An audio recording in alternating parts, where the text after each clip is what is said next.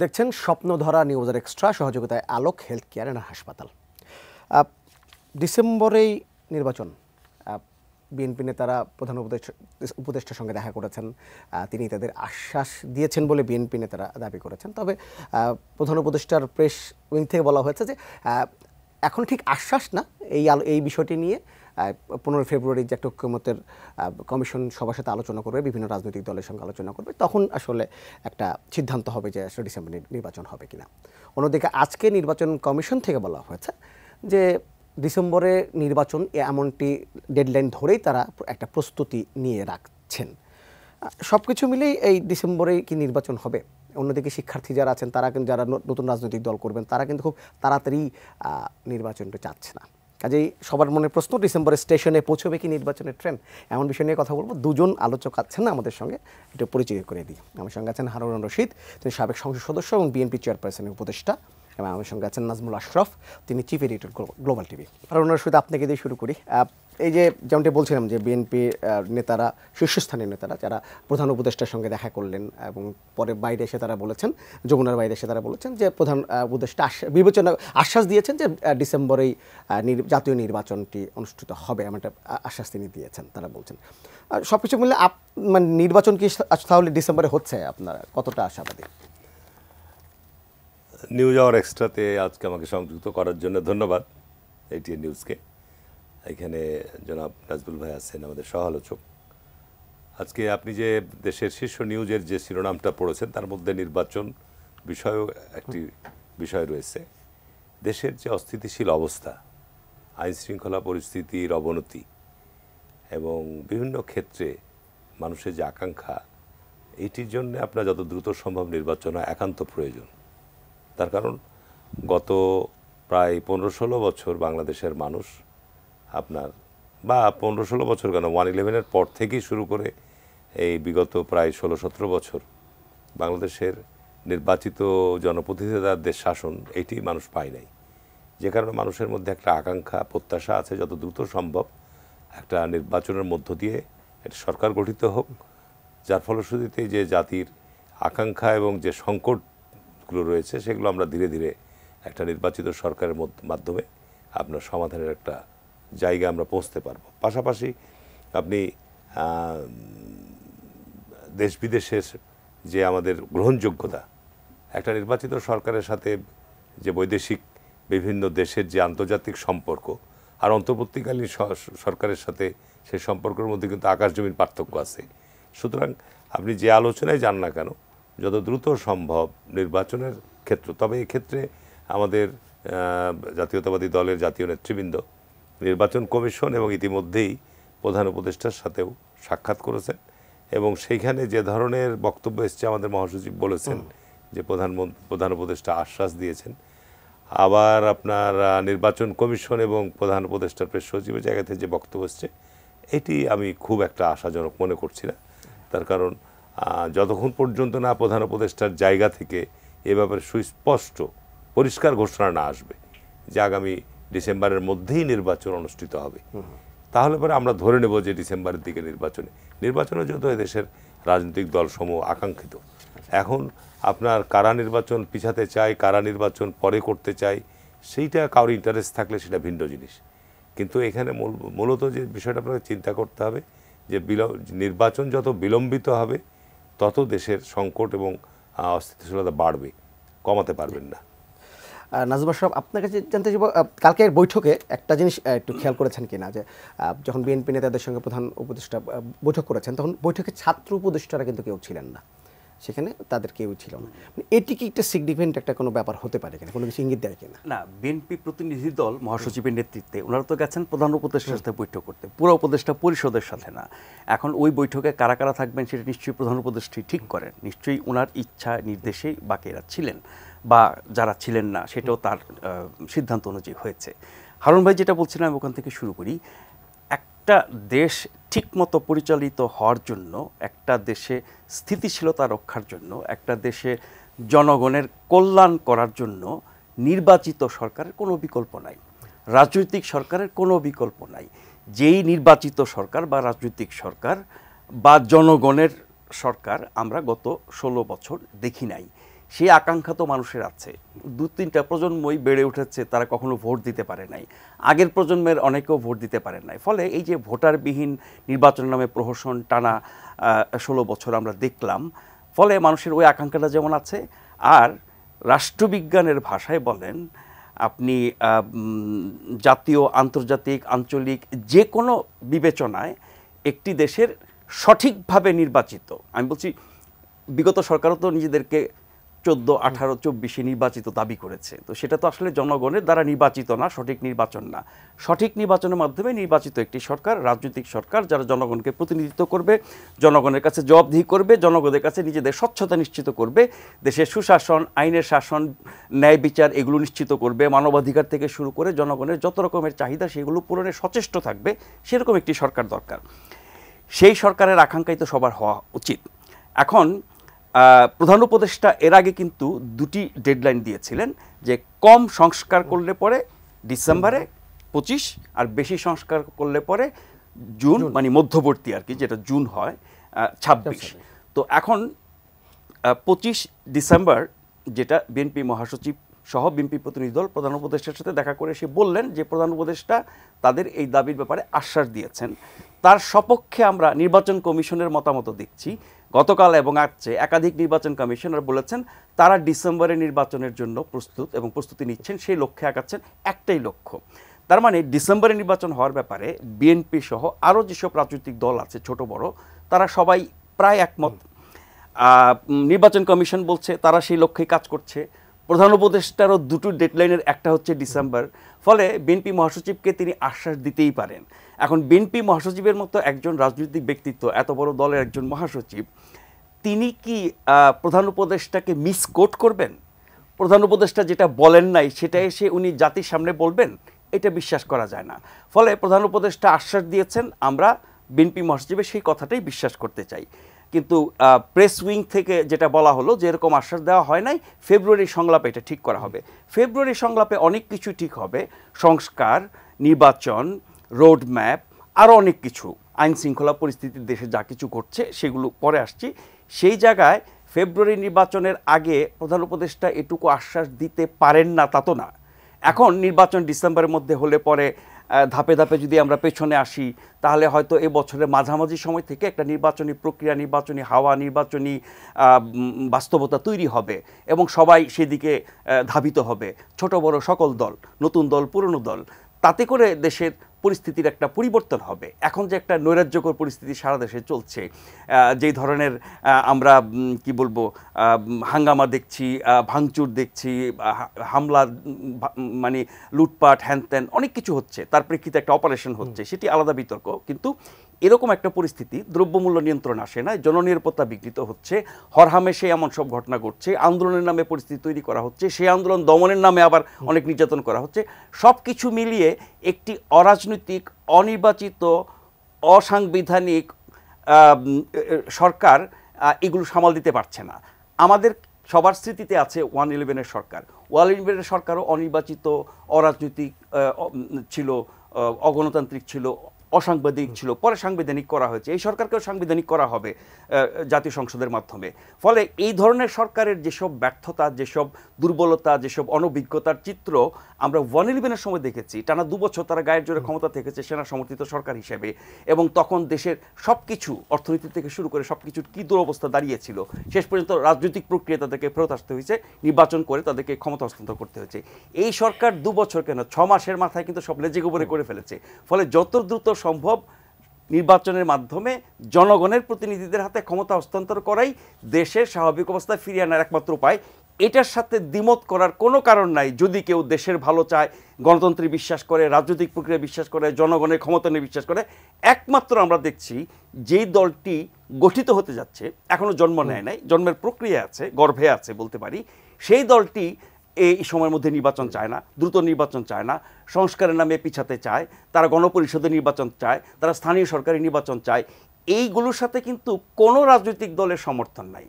মোটা দাগে ওই যে জন্ম নিতে যাওয়া দলটির দাবির সাথে বাদবাকি সব দল মিলিয়ে যদি বলি, মেলে না। সবাই কিন্তু জাতীয় সংসদ নির্বাচনের কথা বলছে, এটি আগে না পরে, সংস্কার কতখানি, সেগুলো নিয়ে বিতর্ক আমরা সমাজ ধরে শুনছি। কিন্তু তারা সম্পূর্ণ ভিন্ন অবস্থানে থেকে স্থানীয় সরকার, জাতীয় পরিষদ, হ্যানত্যান এগুলো তারা বলছে। ফলে এই দুটোর মধ্যে ভারসাম্য তৈরি করে সরকার কোনটাকে গ্রহণ করবে, জাতীয় ঐক্যমতের কথা আমরা বলছি। ফেব্রুয়ারিতে যে সংলাপ হবে সেখানে সকল দল পক্ষ থাকবে, তার আগে যদি নতুন দলের জন্ম হয় তাদের প্রতিনিধিত্ব থাকবে, সেখানকার সিদ্ধান্ত আমরা দেখব। কিন্তু মোটা দাগে আমরা বলতে পারি ডিসেম্বরের নির্বাচন হওয়ার সপক্ষের যৌক্তিকতা, বাস্তবতা, জনসমর্থন, আকাঙ্ক্ষা, প্রয়োজনীয়তাই বেশি।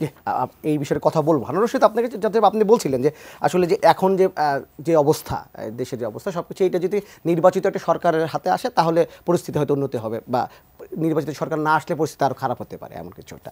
তো অনেকে কিন্তু এইটা বলছেন যে আসলে এখন যে দেশের অবস্থা, আইন শৃঙ্খলা, সব কিছু আইন শৃঙ্খলার, বিশেষ করে পুলিশকে এখন আগের যে একটা মানুষ সমীহ করতো সেই সমীহ এখন অনেকেই করে না। সব কিছু মিলে শিক্ষার্থীদের যে অবস্থা, সব কিছু মিলে এই মুহূর্তে যদি একটা নির্বাচিত সরকারও আসে, তাদের জন্য আইন শৃঙ্খলা পরিস্থিতি বা দেশের এই বর্তমান কেওয়াজ নিয়ন্ত্রণ করা একটা বড় চ্যালেঞ্জ হবে। করতে পারবে কিনা এটা নিয়ে অনেকে সন্দেহ প্রকাশ করছে। আমি অনুমান নির্ভর কোনো ভবিষ্যৎবাণী করতে পারবো না। তবে এখানে একটা বিষয় হচ্ছে কি যে আপনার যে বাংলাদেশের বিদ্যমান যে অবস্থা, এই অবস্থায় রাজনৈতিক দলসমূহ বর্তমান সরকারকে আপনার সহযোগিতা করছে বা তাদেরকে সমর্থন দিয়েছে। আর যখন একটা রাজনৈতিক দল জনগণের ম্যান্ডেট নিয়ে ক্ষমতায় আসবে, তখন তার যে তৃণমূল পর্যায় পর্যন্ত যে তার কর্মী বাহিনী আছে, তার সংগঠন আছে, তারা কিন্তু সরকারের কর্মসূচিকে বাস্তবায়ন করার জন্য, সরকারের নির্দেশাবলীকে বাস্তবায়ন করার জন্য ওতপ্রোতভাবে ঐক্যবদ্ধভাবে কাজ করবে। এমনকি প্রশাসনের, আইন প্রক্রিয়া সংস্থা, প্রশাসন সহ অন্যান্য সংস্থাগুলোও কিন্তু সেটা করতে বাধ্য থাকবে। এখন বর্তমান সময়ে সংকটটা হচ্ছে কোথায়, যে দেখেন যে মানুষের সবচেয়ে বড় প্রয়োজনটা কি, মানুষের জানমালের নিরাপত্তা।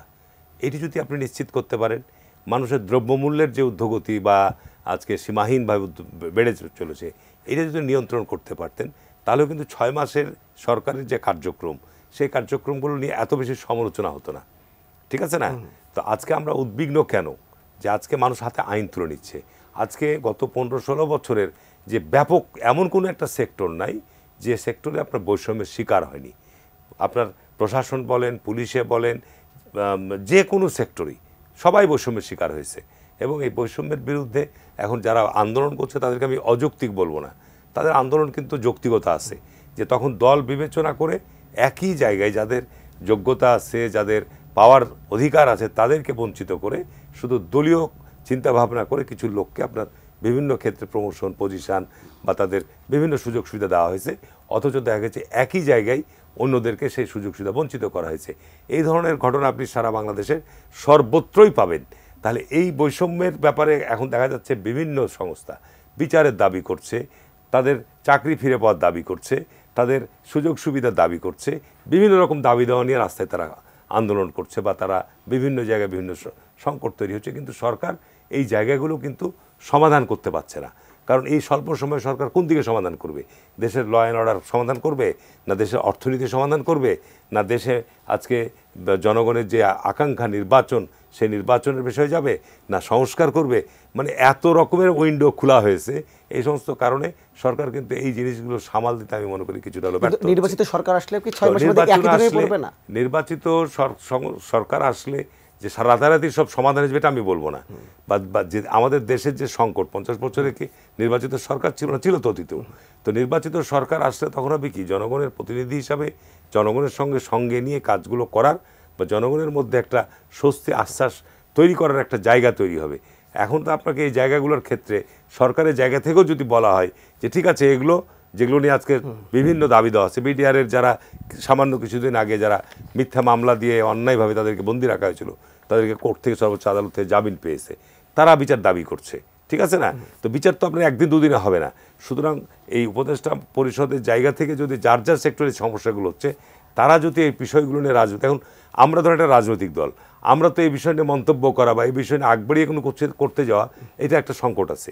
যে কারণে যদি রাজনৈতিক দলসমূহের সাথে আলোচনা করে উপদেষ্টা মণ্ডলীর জায়গা থেকে, অন্তর্বর্তী সরকারের জায়গা থেকে যদি বলা হয় যে ঠিক আছে আপনারা ধৈর্য ধারণ করেন, আমরা কিন্তু গত 15-16 বছর ধৈর্য ধারণ করেছি, আমাদের উপর গুম হয়েছে, বিচার বহির্ভূত হত্যাকাণ্ডের আমরা শিকার হয়েছি, মামলা মোকদ্দমার শিকার হয়েছি, নির্বাচন করিনি। এই যে 15-16 বছর আমরা ব্যাপক ধৈর্য ধারণ করেছি, সুতরাং আজ আরও যদি আমাদেরকে 2 বছর ধৈর্য ধারণ করতে হয়, সেই ক্ষেত্রে জনগণ কিন্তু আপনাকে আশ্বাস দিতে হবে যে ঠিক আছে আপনারা ধৈর্য ধারণ করেন, এই বিষয়গুলো যৌক্তিক, আমরা যতটুকু পারছি চেষ্টা করছি, এইটা পরবর্তীতে যারা নির্বাচিত সরকার আসবে তারা আপনার এই বিষয়গুলো আপনাদেরকে সমাধান দেওয়ার জন্য আমাদের আহ্বান থাকবে, সেগুলোর ব্যাপারে পদক্ষেপ। তাহলে কিন্তু জনগণের মধ্যে একটা স্বস্তি, জনগণের মধ্যে একটা তাদের মধ্যে একটা আবহাওয়া তৈরি হয়।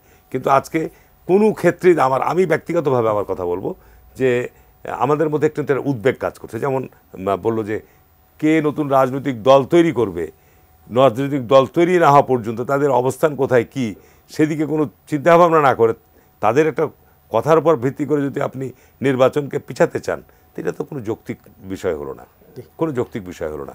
কেউ যদি বলে যে সংস্কার আগে করব, তো সংস্কার তো আপনার গত 50 বছর থেকেই বিভিন্ন সময় বিভিন্ন সংবিধান সংশোধন হয়েছে, আপনার বিভিন্ন বিভাগের দাবি দেওয়া নিয়েও অনেক দাবি দেওয়া পালন হয়েছে, নতুন নতুন দাবি দেওয়া আসছে। এইভাবে কিন্তু গত 50 বছরে বাংলাদেশের সংস্কার তো হয়েছে অনেক ক্ষেত্রেই। এখনও ধরেন যে অনেক সময় ডিজিটাল প্রযুক্তি এসছে, এই মানুষের গতি দ্রুততম বেড়েছে, সব ক্ষেত্রে কিন্তু মানুষের মন মানসিকতার পরিবর্তন হয়েছে। এখন আপনার ঘরে ঘরে মানুষের ডিজিটাল আপনার প্রযুক্তি, ডিজিটাল আপনার কী বলবেন, আপনার ইলেকট্রনিক্স মিডিয়া, আপনার হাতে সামাজিক যোগাযোগ মাধ্যমে মানুষের হাতে এই যে দ্রুততম সময়ের মধ্যে মানুষ আজকে সব কিছু পেয়ে যাচ্ছে, এইটাতে একটা পরিবর্তন, বিরাট পরিবর্তন। তাহলে এই পরিবর্তন তো আমাকে সেই জায়গার মধ্যে নিয়ে আসতে হবে। তা আমি মনে করি যে আপনার যে বিষয় নিয়ে আপনি আলোচনার সূত্রপাত করেছেন, আমার একটাই একেবারেই স্পষ্ট যে সরকার আলোচনা করুক রাজনৈতিক দল সমূহের সাথে, কিন্তু আলোচনার মধ্য দিয়ে যেন একটা দ্রুততম সমাধান বেরিয়ে আসে, ঝুলন্ত অবস্থা আমরা না থাকি। অর্থাৎ আপনার এই নির্বাচন আর না সংস্কার না আপনার বিচার, এগুলো আমরা ক্ষেত্রে দ্বিমত কিন্তু নাই, আমরা বিচার চাই। জি জি, আমি তো নাজমুল সাহেব আপনাকে জিজ্ঞেস করবো, বলছিলেন যে শিক্ষার্থীদের একটি দল আসার কথা, কিন্তু মানে দলটি জন্ম হওয়ার আগে থেকে কিন্তু সরকারের উপর তাদের একটা বড় প্রভাব আমরা লক্ষ্য করছি। আসলে এই সরকারের উপর শিক্ষার্থীদের একটা বড় একটা প্রভাব আছে। যতই বিএনপি ডিসেম্বরে নির্বাচন চাক না কেন বা সরকার নির্বাচনের যে প্রস্তুত হোক না কেন, শিক্ষার্থীদের এই চাওয়া যে আর একটু পরে নির্বাচন, এইটি অ্যাভয়েড করা কি সরকারের পক্ষে শেষ পর্যন্ত সম্ভব হবে? সরকার যদি শুধুমাত্র শিক্ষার্থীদের কথায় চলে তাহলে তারা শিক্ষার্থীদের দাবি মেনে নেবে। এখন শিক্ষার্থীরাই কি সব? এত সব রাজনৈতিক দল, সারা দেশের এত মানুষ, এত ভোটার, এত জনগণ, এত শ্রেণী পেশার মানুষ, সবার আকাঙ্ক্ষা বাস্তবায়ন করা, সবার চাহিদা পূরণ করাই তো সরকারের কাজ। সরকার জনগোষ্ঠীর একটি অংশের প্রতিনিধিত্ব করছে তো, তারা কিন্তু যা চাচ্ছে তাই হচ্ছে। হ্যাঁ, এখন পর্যন্ত গত 6 মাসে আমরা দেখলাম এই বৈষম্য বিরোধী শিক্ষার্থীরা বা তাদের যারা শীর্ষ পর্যায়ের নেতা, তাদের যারা সমন্বয়ক, তাদের চাওয়াটাই বেশি পূরণ করছে এই সরকার। কোনো কোনো ক্ষেত্রে তাদের চাওয়া একটু ব্যাহত হয়েছে, যখন বিএনপি বা অন্যান্য রাজনৈতিক দল আপত্তি করেছে, বাদ সেধেছে। তা না হলে হয়তো আরও অনেক চাওয়া যেগুলো প্রয়োজন না, যেগুলো অনেক ক্ষেত্রে আমি বলবো যে মানে জনগণের চাওয়াও না, কিন্তু সেগুলো তারা উত্থাপন করেছে এবং অনেক কিছু চেয়েছে। ফলে অভ্যুত্থানের পরপর তাদের দাবি দেওয়া, তাদের কথা হুমকি দামকি অনুযায়ী যেভাবে সরকার কাজ করত, তার থেকে বোধহয় একটু নমনীয় হয়েছে। আবার সাম্প্রতিককালে সারা দেশে যে এই যে আপনার হামলা, ভাঙচুর, গুড়িয়ে দাও, পুড়িয়ে দাও, মেরে ফেলো, লুটপাট, যা কিছু নৈরাজ্যকর অবস্থা হলো, তখন আবার মনে হয়েছে যে সরকার ওই শিক্ষার্থীদের এগুলো ব্যাপারে কোনো আইনি ব্যবস্থা, সরকারের যে দায়িত্ব সেটি তারা পালন করে নাই, অনেকটা প্রশ্রয় দিয়েছে মৌন সমর্থনের মাধ্যমে। অনেক ক্ষেত্রে তাদের কথাবার্তায় মনে হয়েছে যে এইগুলো চলাটা যেন খারাপ কিছু না। তাহলে এই শিক্ষার্থীদের সব কথাই আপনি শুনবেন? কোনটা যৌক্তিক, কোনটা অযৌক্তিক, কোনটা প্রয়োজন, কোনটা অপ্রয়োজন, কোনটা জনকল্যাণে, কোনটা দেশের কল্যাণে, কোনটা আপনার জননিরাপত্তা, আইনশৃঙ্খলার স্বার্থে যায়, কোনটা বিপক্ষে যায়, এগুলো বাছবিচার করবেন না? ধরেন এই যে 32 নাম্বার থেকে যে হামলা শুরু হলো, হামলা, ভাঙচুর, গুড়িয়ে দাও, পুড়িয়ে দাও, লুট করো, সব কিছু সারা দেশে যে হলো, এবং তার একটা পর্যায়ে গাজীপুরে আমরা দেখলাম যে সেখানে একটা প্রতিহত হওয়ার ঘটনা ঘটেছে, তাতে করে কিছু মানুষ আহত হয়েছে। এরপরে সরকার নড়েচড়ে বসলো ওদেরই হুমকিতে। এবং অপারেশন ডেভিল হান্ট শুরু করলো। এখন আজকে আপনি বলছিলেন, স্বরাষ্ট্র উপদেষ্টা বলেছেন যে রাস্তায় যেন কোনো ডেভিল না থাকে। তো ডেভিল কারা সেই সংজ্ঞাটা কিন্তু ওনারা দেন নাই। এখন যাদেরকে ধরা হচ্ছে 3 দিনে প্রায় 2000-এর মতো ধরা হয়েছে, আমরা দেখছি যে এগুলো একটা পক্ষের, নিশ্চয়ই তারা অপরাধী, নিশ্চয়ই তাদের বিরুদ্ধে অভিযোগ আছে, অনেকের কাছ থেকে দেখলাম অস্ত্রশস্ত্র উদ্ধার করেছে, হ্যাঁ এরা ডেভিল। কিন্তু এই যে বিনা বাধায় টানা সারা দেশে যারা ভাঙচুর, ধ্বংসযজ্ঞ, হামলা, লুটপাট চালালো, এরা কি ফেরেশতা? তাদের বিরুদ্ধে কি এই অভিযান চলবে না? এই অভিযানে কি তাদের কোনো অপরাধ হবে না? তার মানে আপনি স্পষ্টত একটা পক্ষপাতমূলক অবস্থান আপনি নিয়েছেন, এবং সেটারই যদি গোড়ায় যায় সেটি হচ্ছে শুধুমাত্র ছাত্রদের দাবির প্রেক্ষিতে, এবং ছাত্রদের দাবি, ছাত্রদের কাজ, ছাত্রদের কথা সব কিছু আপনি অক্ষরে অক্ষরে পূরণ করবেন, আর বাকি জনগোষ্ঠী, বাকি যত রাজনৈতিক দল এবং সামাজিক শক্তি তাদের দিকে তাকাবেন না, তখন তো একসময় ওই শক্তিও বিগড়ে যাবে। এখন যারা এই উন্মাদনা তৈরি করছে সারা দেশে, তাদের ভয়ে হোক, তাদের প্রতি সমর্থনের জন্য হোক, তাদের সরকার নিজেকে দাবি করার মাধ্যমে হোক, আপনি এটা মানছেন, কিন্তু একই কাজ যদি অন্যান্য শক্তি শুরু করে দেয়, তাহলে দেশটার কী অবস্থা হবে? চরম নৈরাজ্যকর একটা অবস্থা হবে। বা এইসব ঘটনায় আমরা দেশের মধ্যে আইন শৃঙ্খলা, নিরাপত্তা এগুলো নিয়ে কথা বলছি, এবং এই হামলাগুলোর ব্যাপারে এখন পর্যন্ত আমার জানা মতে যারা এগুলোর সাথে জড়িত বা উস্কানি দিয়েছে বা নেতৃত্ব দিয়েছে বা পরবর্তীতে নানানভাবে প্রতিক্রিয়া দিয়েছে, সরাসরি যুক্ত বা সমর্থনকারী ছাড়া আমি এই কদিন যত মানুষের বক্তব্য শুনেছি, রাজনৈতিক, অরাজনৈতিক, পেশাজীবী, বিশ্লেষক, সাংবাদিক, এমনকি এই অভ্যুত্থানের শক্তি, অভ্যুত্থানের সাথে জড়িত, অভ্যুত্থানের সমর্থক, অভ্যুত্থানে সশরীরে এবং নানানভাবে সমর্থন দিয়েছেন, এরকম মানুষজন বলছে যে এটা চলতে পারে না, এটা চরম নৈরাজ্যকর ব্যাপার। এখন নৈরাজ্য যদি সরকার দমন না করে, ব্যবস্থা না নেয়, সেটাকে মৌন সমর্থন দেয়, একরকমের উৎসাহিত করে, তাহলে দেশের অবস্থা কি হবে? সেই জায়গায় যত বেশি বিলম্বিত হবে নির্বাচন, তত বেশি এই অবস্থা চলতে থাকবে, এবং এই অবস্থা চলার ফলে দেশের যে অবস্থা হবে, তার যে প্রভাব দেশের জনজীবনে, আপনার রাজনীতিতে তো বটেই, অর্থনীতি থেকে শুরু করে সমাজে নানান স্তরে পড়বে, তার ফলে যে পরিস্থিতি তৈরি হবে, নির্বাচন যদি বিলম্বিত হতে থাকে, সেই সংকট পরবর্তীতে নির্বাচিত সরকারের পক্ষে দ্রুত সামাল দেওয়া খুব কঠিন হয়ে যাবে। তার মানে সংকট তো একটা 16 বছরের আছে, তার সাথে অভ্যুত্থান পরবর্তী নতুন যে সংকট যুক্ত হচ্ছে, এই সব কিছু মিলিয়ে আপনি যে প্রশ্নটা হারুন ভাইকে করছিলেন যে নির্বাচিত সরকারের চ্যালেঞ্জ, সাধারণভাবে জনগণের ভোটে নির্বাচিত একটি সরকার যেসব চ্যালেঞ্জ আগের সরকারের কারণে বা রাজনৈতিক পরিস্থিতির কারণে তারা ইনহেরিট করে, উত্তরাধিকার সূত্রে পায়, সেটার মাত্রা প্রতিনিয়ত বাড়ছে এবং আরও বাড়বে। ফলে ভবিষ্যতে যারা জনগণের সমর্থনের সরকারে আসবেন, তাদের জন্য এটা বড় একটা মাথা ব্যথার কারণ। দুজন দর্শক আছে, একটু ফোনটা নিয়ে নিন। হ্যালো, আসসালামু আলাইকুম। ওয়ালাইকুম সালাম। আপনি নামটি বলে প্রস্তুতি করুন। মোহাম্মদ জুমারুল ইসলাম, যশোর চৌগাছা থেকে বলছি। জি বলেন। যে সংস্কার বিষয় নিয়ে যে আপনার টকশো আলোচনা আছে, সংস্কার যারা রাজনৈতিক দলগুলো আছে তাদের ডেকে তাদের এক জায়গায় করে যদি আলোচনার মাধ্যমে সংস্কার করা হতো, কেননা সংস্কারটা টেকসই করবে তো তারাই, রাজনীতি দল। সেই রাজনীতি দলগুলোকে ডাকা হচ্ছে না, এর বাস্তবতা নিয়ে আসবে কি এই 15 ফেব্রুয়ারিতে এই নিয়ে আলোচনা হবে, 15 ফেব্রুয়ারি সব রাজনৈতিক দল ডাকা হবে, যে প্রত্যেকটা রাজনৈতিক দলের ভিতরে কোনো সংস্কার করবে কিনা। জি আচ্ছা, রাজনৈতিক দলগুলো নিজেদের মধ্যে সংস্কার করবে। ঠিক আছে, ধন্যবাদ। আরেকজন আছেন। হ্যালো হ্যালো হ্যালো, আসসালামু আলাইকুম। ওয়ালাইকুম সালাম। আপনার নামটি বলে প্রস্তুতি করুন। আমি আব্দুল ওয়াহাব মন্ডল রাজবাড়ী থেকে বলছিলাম। জি বলেন। আমি বিএনপি নেতার কাছে প্রশ্ন রাখতে চাই যে যদি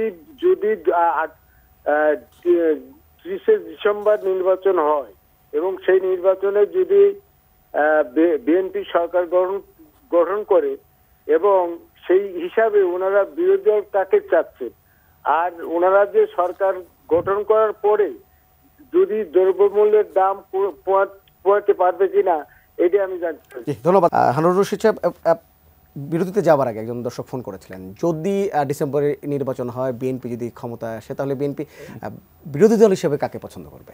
জি ধন্যবাদ। এখানে আপনার দুজন আপনার শ্রোতা আপনার প্রশ্ন করেছে, তার মধ্যে উনি রাজনৈতিক সংস্কারের কথা বলেছে, আমি ওনাকে ধন্যবাদ জানাচ্ছি। আসলে বাংলাদেশের রাজনৈতিক দলসমূহের মধ্যে গুণগত পরিবর্তন এবং সংস্কারের প্রয়োজন আছে বিদ্যমান এই সংকট থেকে জাতিকে সামনের দিকে নেওয়ার জন্যে। আর আরেকজন প্রশ্ন করেছেন, আসলে নির্বাচনের মধ্য দিয়েই সরকারি দল এবং বিরোধী দল নির্বাচিত হবে, এটা আমরা কাউকে নির্ধারণ করার এখতিয়ার আমাদের নাই। জনগণ যাকে আপনার নির্ধারিত করবে, সেই সরকারি দল হবে, সেই বিরোধী দল হবে। আর একটা প্রশ্ন করেছে সঙ্গে সঙ্গে যে দ্রব্যমূল্যের ব্যাপারে আপনারা কমাতে পারবেন কিনা। এটার ব্যাপারে আমাদের তো অবশ্যই প্রায়োরিটি থাকবে, যেন আমাদের নিম্ন আয়ের মানুষ, দরিদ্র সীমার নিচের মানুষ যেন তারা ক্রয় ক্ষমতার মধ্যেই তাদের প্রয়োজনীয় জিনিসপত্রগুলো পায়। সেটার ব্যাপারে বিএনপি সবসময়, বিএনপি দরিদ্র মানুষেরই দল, এবং এ ব্যাপারে আমাদের অবশ্যই একটা পদক্ষেপ, শক্ত পদক্ষেপ থাকবে।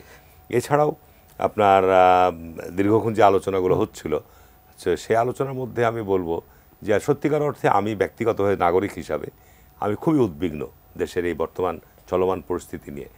এখন আপনার মাননীয় প্রধান উপদেষ্টা উনি অন্তর্বর্তীকালীন সরকার গঠনের সময় ছাত্রদের প্রতিনিধি নিয়েছেন, এবং উনি মার্কিন যুক্তরাষ্ট্র সফরের সময় একজন ছাত্র প্রতিনিধিকে আপনার আন্দোলনের কি বলার নাম, মাস্টার মাইন্ড হিসেবে ঘোষণা করেছেন।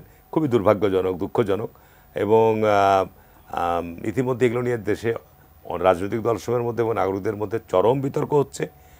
বাংলাদেশে আপনার সেই, যদি আমি পাকিস্তান আমল থেকেই বলি, যে এদেশের আন্দোলন সংগ্রাম, এদেশের সমস্ত পরিবর্তনের পিছনে ছাত্রদের অত্যন্ত গৌরবোজ্জ্বল ভূমিকা রয়েছে। আপনি 52 ভাষা আন্দোলন বলেন, আয় বিরোধী আন্দোলন বলেন, গণঅভ্যুত্থান বলেন, মুক্তিযুদ্ধ বলেন, ইভেন পরবর্তীতে গণতন্ত্র ফিরিয়ে আনার লড়াইয়ে এদেশের ছাত্র সমাজের কিন্তু একটা বিরাট ভূমিকা আছে। কিন্তু কখনোই আপনার ছাত্র সংগঠন, তখন তাদের ইস্টাবলিশ ছাত্র সংগঠন ছিল, কিন্তু কখনোই এই পরিবর্তন আসার পর বলে নাই যে আমাদেরকে ক্ষমতা শেয়ার দিতে হবে বা আমাদেরকে ছাত্রদেরকে রাজনৈতিক দল গঠন করতে হবে। কোথায় নিয়ে যাচ্ছে আমরা দেশটাকে? এগুলো ভাববার ব্যাপার। কিন্তু আমরা একটা সংকট থেকে জাতিকে মুক্ত করার জন্য একটা গণতান্ত্রিক যাত্রাপথে যাত্রা শুরু করার যেটা প্রয়োজন, সেইখানে আবার একটা হোঁচট খাওয়ার জন্যে, জাতির মধ্যে সংঘাত সংকট তৈরি করার জন্যে আমি মনে করি যে এইটি খুব শুভ ফলদায় হবে না। কিন্তু তারা কি চাইলে একটা রাজনৈতিক দল গঠন করতে পারে না? 100 বার করতে পারে। রাজনৈতিক দল গঠন করতে পারবে না কেন? কলেজের ছাত্র, বিশ্ববিদ্যালয়ের ছাত্র, এখন কি তাদের রাজনৈতিক দল গঠন করার সময় হয়েছে? ছাত্র সংগঠন তো আছেই, তাদের নিজেদের ক্যাম্পাসে, নিজেদের অবস্থানের মধ্যে তাদের যে আমরাও ছাত্র রাজনীতি করেছি, নিজেদের ক্যাম্পাসে অসংখ্য সমস্যা আছে, নিজেদের যে দাবি দেওয়া শিক্ষাঙ্গনের মধ্যে অসংখ্য সমস্যা আছে, যেটা গত 15 বছর আমরা এই জায়গাগুলো নিয়ে আমাদের ছাত্ররা কথা বলতে পারেনি। একটা ছাত্রদের আবাসস্থল নাই, ছাত্রদের ভালো একাডেমিক ভবন নাই, ডিজিটাল প্রযুক্তি দিয়ে ছাত্রদের যে এখন বর্তমান বিশ্বের যুগোপযোগী শিক্ষা ব্যবস্থার দিকে অগ্রসর হওয়া দরকার, সেই সুযোগ সুবিধা নাই। এইগুলো নিয়ে ছাত্ররা এখন সবচেয়ে বেশি সোচ্চার হবে। আন্তর্জাতিক বিশ্বের সাথে আমাদের শিক্ষা ব্যবস্থাকে কীভাবে যুগোপযোগী করা যায়, প্রতিযোগিতায় নেওয়া যায়, সেটা চিন্তা থাকবে। আমাদের শিক্ষা ব্যবস্থাকে কীভাবে উৎপাদনমুখী করা যায়, শিক্ষার সাথে যারা আজকে রিলেটেড, শিক্ষা সমাপ্ত করে যারা তারা কর্মসংস্থানের ক্ষেত্র তৈরি করতে পারে, এই ব্যাপারগুলো নিয়ে বর্তমান সময়ে আমাদের মেধাবী ছাত্ররা তারা চিন্তা ভাবনা করবে, তারা রাষ্ট্রকে আইডিয়া দিবে, পরামর্শ দিবে। দ্যাট ইজ তাদের এখন সবচেয়ে বড় কাজ। পাশাপাশি রাজনৈতিক প্রশিক্ষণের মধ্য দিয়ে তারা রাজনৈতিক ধ্যান ধারণা, চিন্তাভাবনাও প্রকাশ ঘটবে, তাদের দোষের কিছু নাই।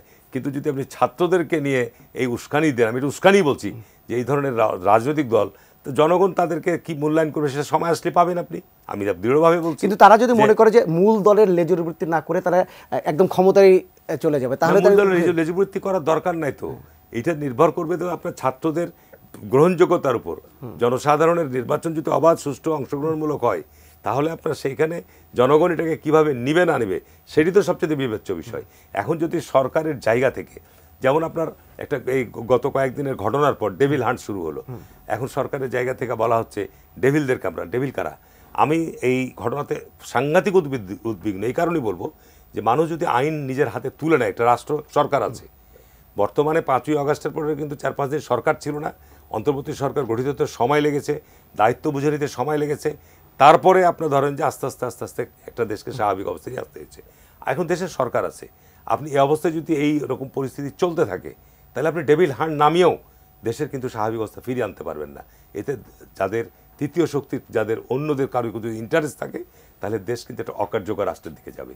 এইটা আমাদের গণতন্ত্রের উত্তরণের পথে চরম বাধা হবে, আমি স্পষ্টভাবে বলছি। তার কারণ আমি লক্ষ্য করেছি ছাত্রদের যে সেন্টিমেন্ট, ছাত্র জনতার যে সেন্টিমেন্ট, আমি এটা দোষের দেখছি না। বিশেষ করে 5ই আগস্টের পরে সবচাইতে আক্রমণটা কোথায় ছিল আপনি লক্ষ্য করেছেন কিনা? যে 5ই আগস্টে যখন শেখ হাসিনা পালিয়ে গেল, তার লোকজন কিছু পালিয়ে গেল, তখন সবচেয়ে আক্রমণের কেন্দ্রবিন্দু ছিল শেখ মুজিবের ভাস্কর্য, শেখ হাসিনার ভাস্কর্য, শেখ হাসিনার নামফলক, এগুলোর প্রতি। তার তাদের নির্দেশে আপনার মানুষকে হত্যা করা হয়েছে। যে কারণে তাদের আক্রোশটা ক্ষোভটা ছিল সবচেয়ে বেশি। তা আমার প্রশ্ন হচ্ছে 6 মাস সরকার ক্ষমতায়, এখনও কেন শেখ মুজিবের নামে বিভিন্ন প্রতিষ্ঠান, এখনও কেন শেখ মুজিবের নামে সেনানিবাস থাকবে, শেখ হাসিনার নামে সেনানিবাস থাকবে, এখনও কেন শেখ হাসিনার পরিবারদের নামে বিভিন্ন শিক্ষা প্রতিষ্ঠানে তাদের নামফলক ঝুলছে? ছাত্ররা ভেঙেছে, এটা যৌক্তিক, সঠিক কাজ করেছে, কিন্তু এই কাজটা তো সরকারের করা উচিত ছিল। সরকারের দায়িত্ব নেওয়ার পরপরই আমার নির্বাচনী এলাকা একটা শেখ হাসিনার নামে সেতু ছিল, সেটার নাম পরিবর্তন করতে আমাকে 2 মাস সময় লেগেছে। আমি নিজে চিঠি দিয়েছি মন্ত্রণালয়ে যে নাম পরিবর্তন করা হোক, আন্দোলনের সময় এই নাম ফলক সব ভেঙে ফেলেছে। তা প্রশ্ন হচ্ছে যে আজকে সরকার ডেভিল হ্যান্ড নামিয়ে চুনাপুটি ধরে তো লাভ নাই। এই শেখ হাসিনা তো একা আপনার এই গত 15 বছরে যে কর্তৃত্ববাদী শাসন, যে ফ্যাসিবাদী শাসন কায়েম করেছিল, তার সাথে বাংলাদেশের বিচার বিভাগ জড়িত, তার সাথে বাংলাদেশের পুলিশ বাহিনী জড়িত, বাংলাদেশের ডিজিএফআই জড়িত, র্যাব জড়িত, সেনাবাহিনীর মধ্যে একটা অংশ জড়িত, তাদের এই কর্মকাণ্ডের প্রশাসনের বিভিন্ন টায়ারের লোকরা জড়িত। তাই আপনি এই 6 মাসে দৃশ্যমান, আমি বুঝলাম যে আমাদের নামে আমাদের গুম হয়েছে, আমাদের বিচারিত হত্যাকাণ্ড শিকার হয়েছে আমরা, সেগুলো তো বিচার তো দূরের কথা, আপনি কমিশন নিয়ে ব্যস্ত হয়ে আছেন। তো মানুষের প্রত্যাশা, আপনি 1 বছর 2 বছর ক্ষমতা থাকেন, কিন্তু আপনি যদি এই জায়গাগুলো সমাধান দিতে পারতেন, মানুষের মধ্যে স্বস্তি আসতো, মানুষের মধ্যে একটা স্বস্তি আসতো যে আমি আমার স্বজনকে হারিয়েছি, আমার স্বজনকে বিচার বহিত হত্যা করেছে, আমার স্বজনকে গুম করেছে, যারা এর সাথে জড়িত এখনও পর্যন্ত দৃশ্যমান আপনি দেখাতে পারবেন যে একজনকেও এই সমস্ত ঘটনার সাথে যারা জড়িত তাদেরকে আইনের আওতায় নিয়ে আসতে পেরেছেন? পারেননি। তাহলে সরকারি জায়গাতে বড় বড় কথা বলার দরকার নেই। আমি আমার জায়গা থেকে স্পষ্ট বলছি, বিএনপি ক্ষমতায় আসলে এই সব জায়গায় তার আমাদের সবচেয়ে বেশি সাফার করেছি আমরা। আজকে আমাদেরকে ট্যাগ দেওয়া হচ্ছে যে আমরা নাকি আওয়ামী লীগের দোসরকে আশ্রয় প্রশ্ন দিচ্ছি। আরে আজকে বেগম খালেদা জিয়াকে যারা মিথ্যা মামলাদের সাজা দিয়ে রেখেছে, তারেক রহমানকে আজকে 15-16 বছর আপনারা যারা দেশের বাইরে রেখেছে, আমাদের নামে হাজার হাজার লক্ষ লক্ষ মামলা দিয়েছে, তাদের সাথে আমরা আতাত করব? এটি কী কথা বলে সমস্ত? মানে আওয়ামী লীগের বিরুদ্ধে সেন্টিমেন্ট নেওয়ার জন্য বিএনপিকে ধরে ট্যাগ দেওয়ার কোনো যুক্তি নেই। ভারতের সাথে কি সম্পর্ক হবে না হবে সেটা নির্বাচিত সরকার ঠিক করবে। ভারতের সাথে আমাদের এখন যে বৈরিতা, কারণ বাংলাদেশে ভারত গত 15 বছর আভ্যন্তরীণ ব্যাপারে যেভাবে হস্তক্ষেপ করেছে, অতীতে কোনো রাজনৈতিক সরকারের সেটা করেনি। তার বর্তমান বিগত সময় যারা ছিল তারা একদম স্টেট ভারতের গোলাম হিসেবে দায়িত্ব পালন করেছে। সুতরাং এই বিষয়গুলো তো আমরা জনগণ স্পষ্ট, তো এগুলোকে নতুন করে বলার আমরা অন্তর্বর্তীকালীন সরকারের কাছে বিশেষভাবে আবেদন রাখবো যে এগুলো নিয়ে আপনার বিভিন্ন রকম উইন্ডো না খুলে যত দ্রুত সম্ভব সংস্কার কমিশন রিপোর্ট জমা হয়েছে। আর একটা বিষয় আপনাকে ক্লিয়ার করে দিই যে সংস্কার কমিশন রিপোর্ট তো আপনি জমা নিয়েছেন, কিন্তু সংস্কার কমিশনের রিপোর্টের পাশাপাশি রাজনৈতিক দলগুলো তো সংস্কার কমিশনকে একটা রিপোর্ট দিয়েছে না, লিখিত রিপোর্ট দিয়েছে। তাহলে এই রাজনৈতিক দলগুলোর যে রিপোর্টগুলোর মধ্যে কমন আসবে, যেগুলো ব্যাপারে ঐক্যমত, সেগুলো আপনি কাজ শুরু করেন না কেন? তাহলে তো আমরা অনেক দূরে এগিয়ে যেতে পারবো।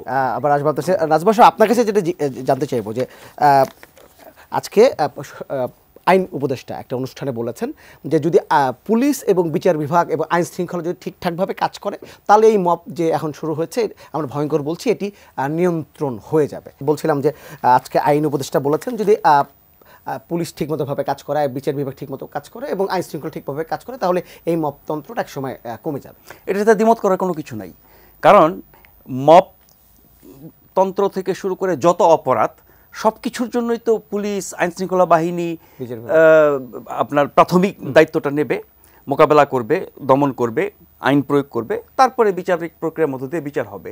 তো এটা তো মানে রকেট সায়েন্স না, বা এটা নতুন করে বলার কিছু নাই। প্রশ্ন হচ্ছে জনাব আইন উপদেষ্টা, এই যে দিনের পর দিন সারা দেশে মবতন্ত্র চলেছে এবং এখনও বিচ্ছিন্নভাবে চলছে, সেখানে আপনার পুলিশ, আপনার আইন শৃঙ্খলা বাহিনী, আপনার বিচার বিভাগ কি করেছে? আপনি যখন রাষ্ট্রীয় ক্ষমতায় বসে কোনো একটা ঘটনা দিনের পর দিন, ঘন্টার পর ঘন্টা চলতে দেবেন, কোনো ব্যবস্থা নেবেন না, এবং যাদের কথা বলছেন তারা নীরব থাকবে, এবং বলা হয় তাদের কাছে উপরে নির্দেশ নাই তাই তারা মুভ করতে পারছে না, পুলিশ থেকে শুরু করে সেনাবাহিনী পর্যন্ত কারো কোনো তৎপরতা যখন দেখলাম না আমরা, দিনের পর দিন যেসব ভাঙচুর, হামলা, লুটপাট হলো, তখন এখন আপনি বলছেন যে এরা সক্রিয় হলে আপনার এগুলো হবে না, মব হবে না। তো সক্রিয় কেন আগে হয় নাই? এখন সক্রিয় হয়েছে, হয়ে তারা কি করছে, এটা একটা ব্যাপার। একইভাবে খুবই গুরুত্বপূর্ণ উপদেষ্টা ডক্টর ইউনূসের ভাষায় যিনি মাস্টার মাইন্ড, তিনি মব সম্পর্কে বলেছেন গতকাল স্ট্যাটাস দিয়ে যে কেউ মব করলে তাকেও ডেভিল হিসেবে ট্রিট করা হবে। তো যারা মব করেছে এরা কি তাহলে ডেভিল না? তাদেরকে আপনি ধরছেন না কেন? আপনার সরকার কেন তাদেরকে ধরছে না? তার মানে আপনি একটা পর্যায়ে ডেভিলদেরকে তৎপর হতে তাদের খায়েশ মেটাতে দিয়েছেন। এখন আপনি বলছেন যে আমি আর এখন আমি ডেভিল ধরবো, এসব মানবো না, এসব করতে দিব না। বলেছেন যে আমি হুমকি দেইনি। হ্যাঁ, দুইজন গুরুত্বপূর্ণ উপদেষ্টা মব বিরোধী কথা বলছেন। আমাদের স্বরাষ্ট্র উপদেষ্টা ওই দৌড়ের উপর আছেন, কারণ গাজীপুরের ঘটনার পরে উনি যেই চাপের মুখে পড়েছেন, তার বিরুদ্ধে যেসব কথা আমরা শুনেছি, তার জানাজা পড়া হয়ে গেছে জীবিত অবস্থায়, এরপরে উনি দৌড়ের উপরে আছেন। উনি এখন যেটুকু এই মব চায় বা বলেছে প্রকাশ্যে, যাদের বক্তব্য শুনেছি, তার চেয়েও আরেক ধাপ এগিয়ে বলছেন। তার মানে হচ্ছে সবাই, এই গোটা সরকার শুধুমাত্র এই মব যারা করছে, যারা উন্মাদনা ছড়াচ্ছে, যারা আপনার কি বলবো বেআইনি কাজ করছে, আইন কানুন বহির্ভূত কাজ করছে, তাদের হুমকিতেই তারা কাজ করছেন। ব্যাপারটা তো এরকমই মনে হয়। এখন আমি আরেকটা বিষয় বলবো হারুন ভাইকে যাওয়ার আগে। উনি যেটা বলছেন যে ছাত্রদের রাজনৈতিক দল নিশ্চয়ই করতে পারে, কিন্তু ছাত্ররা যদি রাজনীতি করে সেটাকে কি বলে? ছাত্র রাজনীতি। ছাত্র রাজনীতির উদ্দেশ্য কি? শিক্ষাঙ্গন, ক্যাম্পাস, যার যার প্রতিষ্ঠান, সেখানকার মঙ্গলের জন্য, কল্যাণের জন্য, ছাত্র সমাজের জন্য। আবার যখন জাতীয় সংকট তৈরি হয় তখন তারা জাতির দায়িত্ব পালন করে, যেটি হারুন ভাই বলছেন 69, 71, 90, 24 তারা পালন করেছে। কিন্তু এখনও আপনি রাজনৈতিক দল করবেন, আপনি জাতীয় দায়িত্ব পালন করবেন, আপনি রাষ্ট্র পরিচালনা করবেন, এরপর আপনি নিজেকে ছাত্র পরিচয় দিচ্ছেন কেন? তাহলে কি এরা সবাই ছাত্র? তাহলে ছাত্র হয়ে আপনি যখন রাজনৈতিক দল করবেন, বিশাল বিশাল অফিস বানাবেন, সারা দেশে আপনার নেটওয়ার্ক গড়ে তুলবেন, এত নামি দামি গাড়ি চড়বেন, তখন প্রশ্ন আসে না যে ছাত্রদের আপনার আয় কোথেকে আসে? আরেকটা কথা বলে শেষ করি, যেই কারণে পুরনো রাজনৈতিক দলগুলো সমালোচনা তারা করেন, তার প্রত্যেকটা কোনো না কোনোভাবে তারাও করছেন। তাহলে তাদের নতুনত্ব কোথায়? বিদেশি শাখা বলেন, ছাত্র শাখা বলেন, সেগুলো তারাও করতে একদম সময় শেষ। তাহলে আপনি পুরনো দলকে কেন? আপনার কাছে জানতে চাইবো, একদম ছোট্ট করে বলবেন, আগে স্থানীয় সরকার নির্বাচন নাকি জাতীয় নির্বাচন? এটা নিয়ে কথা হচ্ছে। নির্বাচন অবশ্যই জাতীয় নির্বাচন আগে হতে হবে। কোনো অবস্থাতেই জাতীয় নির্বাচনের পূর্বে অন্য নির্বাচন হওয়ার কোনো অবকাশ নাই। যে চিন্তাভাবনা নিয়ে যারা স্থানীয় নির্বাচনের কথা বলছে, যে স্থানীয় নির্বাচন আগে হলে কোনো হস্তক্ষেপ থাকবে না, জাতীয় নির্বাচন হওয়ার পরে স্থানীয় নির্বাচন হলে জাতীয় সরকারে যারা আসবে তারা স্থানীয় নির্বাচনে হস্তক্ষেপ করতে পারে, তো পরবর্তী যে নির্বাচনটা হবে তখন তো যে সরকার ক্ষমতা থাকবে তাদের অধীনে নির্বাচন হবে। সুতরাং এইটা আলোচনা করা অযৌক্তিক। নির্বাচন আমরা এই গত 24-এর এই অভ্যুত্থানের মধ্য দিয়ে যদি এই বোধোদয় আমাদের না হয় যে আমরা আবার নির্বাচনকে কলুষিত করব, আবার নির্বাচনকে নিয়ে আমরা বিভিন্ন ম্যানিপুলেট করব, এইটি হলে আগামী দিনে দেশের সংকট বাড়বে। আমি মনে করি যে যত দ্রুত সম্ভব জাতীয় নির্বাচনের রোডম্যাপ দেওয়া হোক এবং সঙ্গে সঙ্গে তার পরবর্তীতে স্থানীয় সরকার নির্বাচনের রোডম্যাপ দিয়ে দিতে পারে। ধন্যবাদ আপনাদের দুজনকে। এবং সুষ্ঠু শান্তিপূর্ণ নির্বাচনের জন্য আইন শৃঙ্খলা পরিস্থিতি অবশ্যই উন্নতি ঘটাতে হবে। আপনাদের দুজনকে ধন্যবাদ আমাদের সময় দেওয়ার জন্য। দর্শক, নিউজ এক্সট্রার আজকের পর্ব থেকে এখানে বিদায় নিচ্ছে। আগামী পর্ব আবার দেখা হবে। ততক্ষণ পর্যন্ত ভালো থাকবেন, সুস্থ থাকবেন, এটিএন সঙ্গে থাকবেন।